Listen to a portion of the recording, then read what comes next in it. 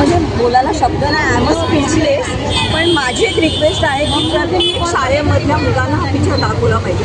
तर मी अक्षरशः रडली आहे, नशीब ते दाखवलं नाही पुढचं. पण आपला जो इतिहास आहे हा मुलांना कळलाच पाहिजे. कारण इंग्लिश मिडियम आणि कुठची मराठी मिडियम असते हे सगळा इतिहास मागे पडत चाललेला आहे. कारण आम्ही ही पुस्तकं, मी जेव्हा माझ्या कॉलेजमध्ये होते तेव्हा मी छावा वाचलेला आहे, शिवाजी सावंत.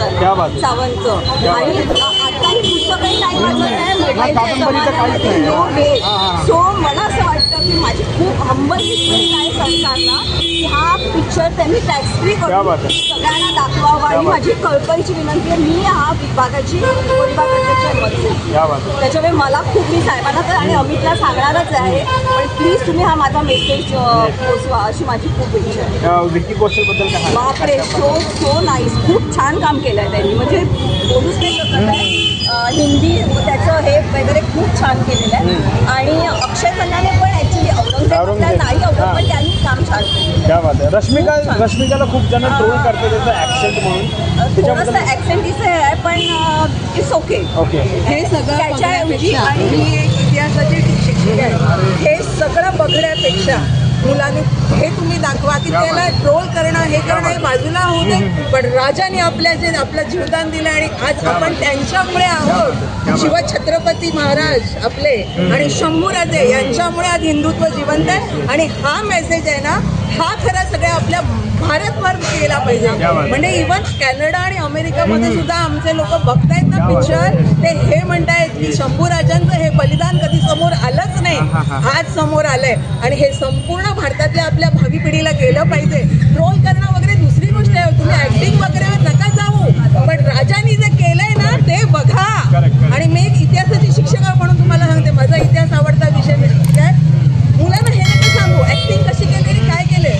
शंभूराजांचं बलिदान काय आहे ते सांगा. एक एक तुकडा मासाचा कापून निघतो, किती एक पुसत सर्राकडे गेला तर आपल्याला किती दुखतं. आणि आज तिकडे राजाचा माझ्या एक एक तुकडा काढून गिधाडांना दिला जात होता.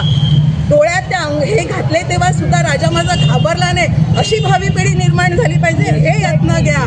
एक शेवटचा प्रश्न, ज्या प्रकारे तुम्ही आता म्हणालात इतिहासाचे शिक्षक, हो, मध्ये एक छोटासा वादविवाद झालेला की छत्रपती संभाजी महाराज लेझिम खेळताना दाखवले गेले.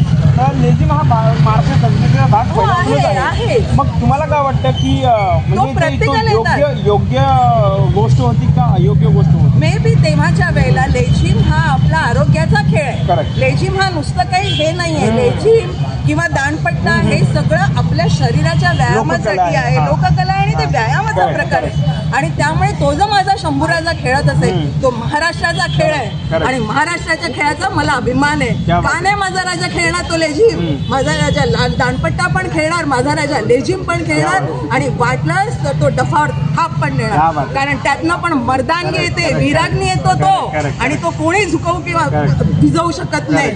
राजा माझा ग्रेट होता, माझ्या राजाचे चांगले गुण घ्या. हे असल्या बाबतीत त्याला ट्रोल करू नका. त्याच्यासारखा जीव द्या. आज कोणाची हिंमत आहे एवढं सगळं दुःख सहन करून शेवटी सुद्धा जीभ काढल्यावर पण जगदंबा म्हणतोय तो? मग हे तुम्ही घेऊ शिका ना त्याच्याकडून.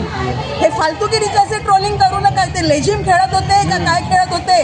माझ्या राजाने जे जीव दिला तो तुम्ही देऊ शकतात आज? नाही देऊ शकत. हे शिकवा महाराष्ट्राला आणि आपल्या भावी पिढीला. बस, बाकी काय नाही. विकी कौशल अप्रतिम, म्हणजे असं वाटतं समोर संभाजीच उभा राहिलेला आहे. जय महाराष्ट्र, जय भवानी, जय शिवाजी.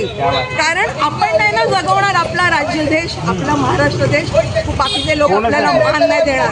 महाराष्ट्राने केलं पाहिजे, आपल्या प्रत्येकाने हे केलं पाहिजे, तर आपल्याला समोरचा मान देईल. आपणच आपल्याला घाबरून बसलं ना, अरे आपणच नाही किंमत दिली.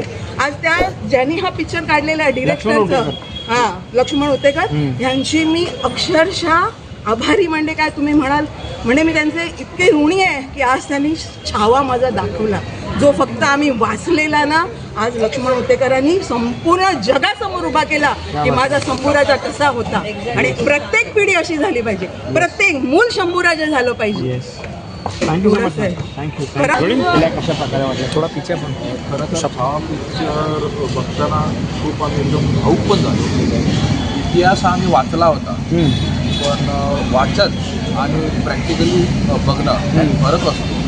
वाचून माणसाला जेवढं समजत नाही कधी, थोडं पाहून सत्य परिस्थितीचा अनुभव येतो की वेदना काय, त्रास काय, आणि त्याच्यामध्ये एक शिकण्यासारखं आहे की आपण आपलं जीवन जगताना किंवा आपण कुठेही कोणत्याही कामात असताना आपल्यात ते फितूर कोण आहे, करेक्ट, आपलं कोण आहे, परको कोण आहे याची जाणीव असली पाहिजे. जाणीव असली पाहिजे. आणि हे फार मोठा संदेश या चित्रपटातनं दिलेला आहे की आपल्या सोबतच राहून आपल्याशी फितरी करून आपल्याशी गद्दारी करून आपला स्वराज्याला आणि आपल्या स्वतःला धक्का दिलेला आहे. आणि खूप छान चित्रपट बनवलेला आहे. म्हणजे या कॉम्प्युटर जगात आणि सिमेंटच्या जंगलात आता मुलं सोशल मीडियाच्या पाठी आणि बाकीचं इंस्टाग्रामच्या पाठी वगैरे लागलेले आहेत, परंतु मुलांना इतिहासाची पुनरावृत्ती करून देणारा हा पिक्चर आहे. मी तरुण मुला-मुलींना सांगेन की तुम्ही मोबाईलच्या पाठी वेळ देता ते एक दिवस का असो ना आपण तुमच्या फॅमिलीसोबत हा पिक्चर बघायला नक्की या.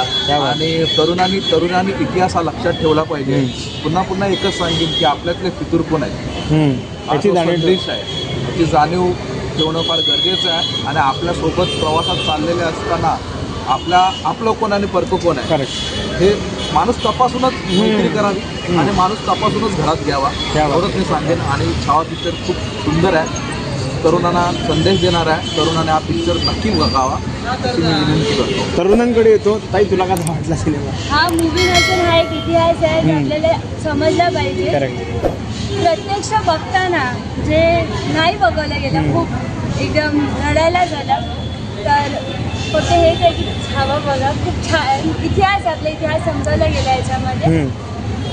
बाकी मूवी हे इतिहास एकदम चांगल्यापणे समजवला आहे. ताई, तुझ्याकडे तुम्ही ज्या प्रकारे छत्रपती शिवाजी महाराजांबद्दल भरपूर गोष्टी आपल्याला दर्शवल्या गेल्या आहेत, आपण वाचल्या आहेत आणि भरपूर गोष्टी त्यांच्याबद्दल लिहिल्या गेल्या आहेत. संभाजी महाराजांबद्दल तेवढं लिहिलं गेलं नाही, तेवढं दर्शवलं गेलं नाही. या सिनेमाच्या दरम्यान जे लक्ष्मण रोटेकर जे दिग्दर्शक आहेत त्यांनी कशाप्रकारे या सब्जेक्टला न्याय दिला त्याच्याबद्दल थोडं सांगायचं. मला ते सांगायचं की त्यांनी पिक्चरचं म्हणजे कॅरेक्टराईज आणि पिक्चरची जी सेटिंग केली ती एकदम छान केली आहे. आणि त्यांचं जे ॲक्टिंग आहे, त्यांचं म्हणजे जे काय आहे त्यांचं त्या कॅरेक्टरमध्ये उतरून परफॉर्म करणं एक नंबर सॉलिड फॅब्रिक्स होतं. आणि सगळे कॅरेक्टर आणि सगळे त्यांची ॲक्टिंग एक नंबर होती. विकी कौशलबद्दल काय सांगते? Vicky Kaushal is my favourite. त्यांनी खूप छान ॲक्टिंग केली एकदम त्या कॅरेक्टरमध्ये उतरून की जे आतापर्यंत आम्ही जे मूवीज बघितले, we are not comparing, but आम्ही आतापर्यंत जे मराठीज मूवी बघितले त्याच्यामध्ये जो कॅरेक्टर दिसला विकी कौशल सरांनी एकदम मस्त. आणि त्या मराठी लोकमध्ये एकदम प्रत्येक जो वॉर दाखवला पाण्यातून त्याच्यामध्ये एकदम कम्फर्टेबल त्यांचा आउटफिट, त्यांचे ऑर्नामेंट त्यांनी घातलेले एकदम व्यवस्थित, केस पण एकदम व्यवस्थित, एकदम म्हणजे डिट्टो शंभू राजे दिसत होते. मिस्टेक नाही. रश्मिका मॅम पण एकदम परफेक्ट होते. जसं एकदम जसं एक मराठी हे असतात वाईफ त्यांच्यामध्ये कॉस्ट्युम इज ऑसम. त्यांचं जे काही त्यांनी गेटअप केलेलं आणि सेटअप केलेलं ना ते खूप छान होतं. आणि त्यांचं जे डायलॉग्स परफॉर्मन्स एकदम ऑसम होतं. मध्ये रश्मिकाला ट्रोल करतात माणसं की ज्यामुळे त्यांचा जो साऊथ ॲक्सेंट आहे तो चित्रपटामध्ये दिसून येतोय. त्याच्याबद्दल तुम्ही काही नोटीस वगैरे काय केलंय का? असं नाही वाटलं, कारण की त्यांचा जो लुक आहे ना तो एकदम मराठीला 100 आउट ऑफ 100 आहे. आय जस्ट से की दोघांनी जी मेहनत घेतली वॉज रिअली ऑसम. आतापर्यंत सिरियसली नॉट कम्पेअरिंग, पण आतापर्यंत ती मेहनत मराठी मूवीजमध्ये असं कधी एकदम रडलेला नाही झाला. मूवी अर्धा नव्हतं जास्त म्हणजे डीप नव्हतं. जेवढं हा मूवी बघून आम्ही रडलो. आम्ही आमचेही असं इतिहास वाचून समजतात, पण जर असं मूवीनी चांगल्यारीत्या लोकांपर्यंत सादर करताना तर जरा जास्त कळायचं आणि आपल्या मराठीला पुढे नेलं पाहिजे. क्या बात आहे. प्रेक्षकांसाठी काय मेसेज असेल जाता आता? तुम्ही सगळ्यांनी हा चित्रपट प्लीज बघा.